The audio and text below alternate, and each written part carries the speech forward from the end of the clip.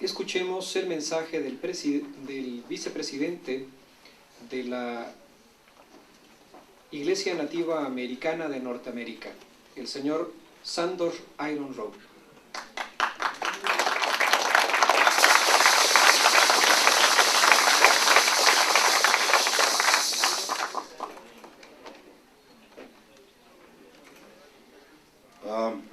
Buenos días. I think that's all I know in Spanish, so forgive me.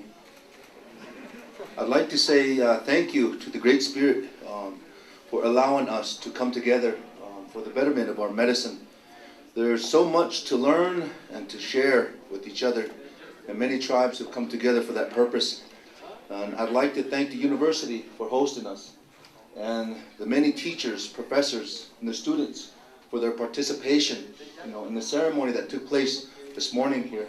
It makes us feel welcome, makes us feel at home, So all those that were before me that talked on behalf of this medicine, I want to give thanks to them too.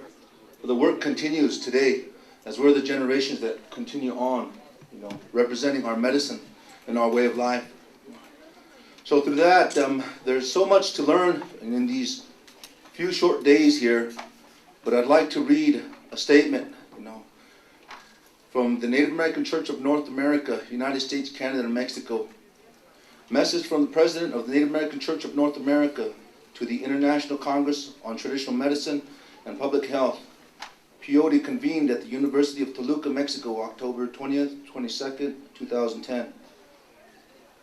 My greetings and appreciation to those who have organized this historic event, and to those who bring knowledge and research to this conference in order to further the understanding and respect for our holy sacrament peyote. Thank you for including those of us who follow this way of life north of Mexico. My greetings and appreciation to my indigenous brothers and sisters, particularly the native people of Mexico, who have for centuries been guided by this holy medicine peyote.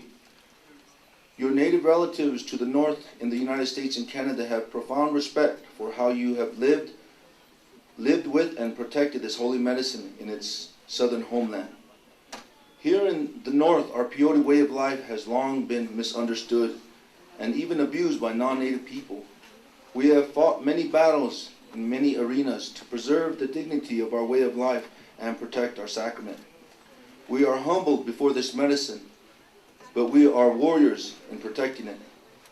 In the United States, it was not until 1994 that we were able to secure a comprehensive federal law that acknowledges and protects our right as Native people to have and use this holy medicine peyote. And still, we must be vigilant against those who would exploit or profit from our sacrament. As you know, many indigenous people of Mexico, the United States, and Canada follow this peyote way of life, this peyote road. It is good, and we all have responsibility to protect this medicine, to preserve the medicine and the ceremonies for the future generations for our people. In 1991, my brother Reuben Snake, a peyote roadman from the Winnebago tribe, led a delegation of the Native American Church members down here to Mexico for peyote ceremonies with Donna Guadalupe and the Huichol people, along with the Tarahumaras and the Tepehunans. For 4 consecutive nights they held peyote ceremonies, one night in each of the 4 traditions. People still talk of that time. Although each of our 4 groups used the peyote in different ways, the holy medicine brought them together in a spirit of good feelings, mutual respect and prayer. I am confident those same thoughts and feelings, the same respect for each other's way and medicine, and those same prayers shared in different languages will be with you as you gather in Toluca on these days. Friends and relatives, let us continue to work and pray with this holy medicine in spirit of cooperation and shared destiny. Let us share our knowledge and experience to help each other sharpen the laws of our respective countries that protect the medicine and guard against its abuse. And in particular, let us make use of the United Nations Declaration of Rights of Indigenous People. This new international law should be interpreted and applied in a way that honors and protects our tradition and our rights in every country. I commend the government of Mexico for endorsing this law. Regrettably, more must be done in the U.S. and Canada to ensure its full adoption and implementation. But with continuing hard work of Indigenous people around the world and our non-Native friends and allies, the day will come when this United Nations Declaration of Rights of Indigenous People will be universally respected and applied. This will help ensure our cultures and spiritual traditions of our grandchildren and beyond. In the meantime, we have at least come this far. I am encouraged by this gathering of good-minded people. I am sorry I am not with you in person.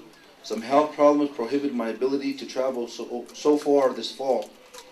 But I am with you in spirit, and I pray for you all. And I send this message to you in good hands of Mr. Sandor, who is Lakota and the Vice President of the Native American Church of North America. Once again, to our Indigenous brothers and sisters of Mexico, we are pleased to be meeting with you, sharing our ways. And if there is any way we can be of help to you with regard to protecting our holy medicine, peyote, please talk to our Native American Church delegates and supporters who are with you for this conference. They will carry your words back home to us. Thank you to the organizers of this conference for creating this important opportunity and inviting the Native American Church to the table. Thank you to our friends and allies who help us protect our powerful sacrament. And a hearty aho to my Native brothers and sisters in Mexico who share in their own beautiful ways of the sacred strength of our holy medicine peyote. I pray for your time together and your safe travels home. Aho, Earl Arkinson, President, Native American Church of North America. Thank you.